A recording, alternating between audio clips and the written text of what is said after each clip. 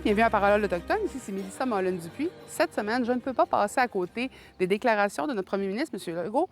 Ces déclarations voulant qu'il a de la misère à s'imaginer pouvoir donner un droit de veto aux communautés autochtones et aussi pouvoir appliquer la Déclaration des droits des peuples autochtones. Bien sûr, le Canada a reconnu la Déclaration des droits des peuples autochtones en 2010. Ça a d'ailleurs été un des derniers pays à l'avoir fait de peine et de misère. Pourquoi? Parce que ça implique énormément de reconnaître cette déclaration-là. Ce n'est pas une déclaration pour les réserves ou pour la loi sur les Indiens. On parle de tous les peuples autochtones un peu partout dans le monde. Et là, au Canada, ça veut dire les Premières Nations non inscrites sous la loi sur les Indiens et aussi les Inuits et les Métis.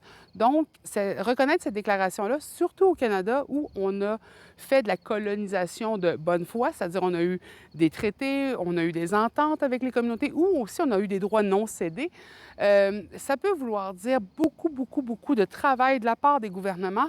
Autrefois, c'était plus fédéral, puisque c'était notre premier interlocuteur entre nous et la reine. Mais aujourd'hui, ça veut aussi dire le provincial et même le municipal. Et les complications que ça amène pour le gouvernement, je comprends que M. Legault ne veut pas avoir à faire un droit de veto de la part des communautés autochtones.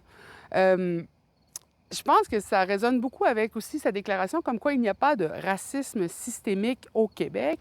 Eh bien, malheureusement, c'est une preuve assez tangible que grâce à la loi sur les Indiens, grâce à la colonisation, grâce justement à ce droit de veto de sa part, de pouvoir reconnaître que les Autochtones ont des droits ou non, de vouloir les appliquer ou non, eh bien, ça prouve vraiment qu'il y a un système qui est raciste, c'est-à-dire qui est basé sur la race et sur l'identité, et que l'on veut, par ce passage très doux de ne pas reconnaître la Déclaration des peuples autochtones, continuer la colonisation d'une façon douce.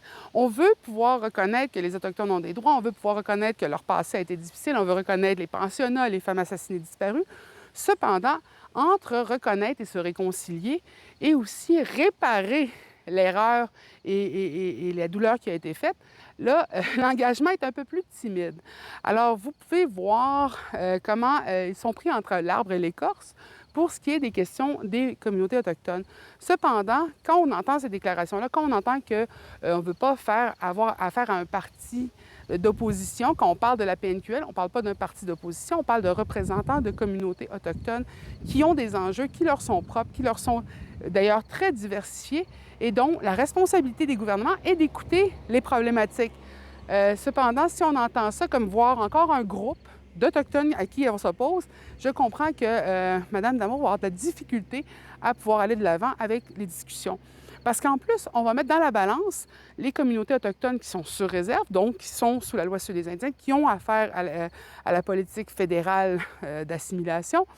Mais on oublie aussi qu'il y a une discussion qui se fait présentement dans les milieux urbains, soit avec les centres d'amitié, avec les organismes qui protègent les droits des communautés autochtones dans les milieux urbains qui ne sont pas des réserves. Alors, en faisant un gros tapon, je dis bien tapon, d'Autochtones, eh bien, c'est sûr qu'on ne veut pas avoir à faire face à tout ça. Mais malheureusement, il faut le faire. Il faut démêler les nœuds qui ont été faits dans les droits, dans les enjeux des communautés autochtones. Il faut reconnaître que ces droits-là, ce ne sont pas juste symboliques, ce n'est pas juste une réconciliation symbolique qu'il faut faire, c'est une réconciliation véritable et ça va demander du travail. Peut-être que M. Legault ne sera pas la personne qui va le faire, mais ne pas vouloir reconnaître que ces droits-là, ce sont des droits qui sont soutenus par le gouvernement canadien, c'est vraiment de vouloir éviter d'avoir à payer la facture, d'avoir à faire le travail et aussi d'avoir à écouter des enjeux qui remontent à quand même longtemps et qui n'ont pas été pris au sérieux par les gouvernements, qu'ils soient fédéral, provincial ou municipal. Donc, vous pouvez comprendre que c'est encore une fois beaucoup de travail. Les communautés, elles ne lâcheront pas parce que c'est une question quand même de bien-être, de survie, de santé, de la sécurité des femmes. Tous ces enjeux-là sont compris dans la Déclaration des droits des peuples autochtones. Donc, vous pouvez imaginer qu'on se fait dire non, on ne reconnaît pas, on ne veut pas l'appliquer parce que ça va vous donner un droit de veto, c'est-à-dire qu'on va se parler de nation à nation. Eh bien là, je comprends la frayeur ou la frilosité de nos représentants gouvernementaux. Donc, Je vous encourage à aller la lire, la Déclaration sur les droits des peuples autochtones. Je vous encourage aussi à aller découvrir la déclaration, excusez-moi, la déclaration, la Constitution canadienne, l'article 35 qui reconnaît les droits ancestraux des communautés autochtones et peut-être de commencer à découvrir la ligne de droit qui n'a jamais été coupée entre nos territoires, notre droit d'exister sur nos territoires, justement, et de pouvoir pêcher, chasser, de pouvoir faire du commerce jusqu'à aujourd'hui, du début de la colonisation jusqu'à aujourd'hui. Donc, bonne exploration et je vous souhaite une belle semaine.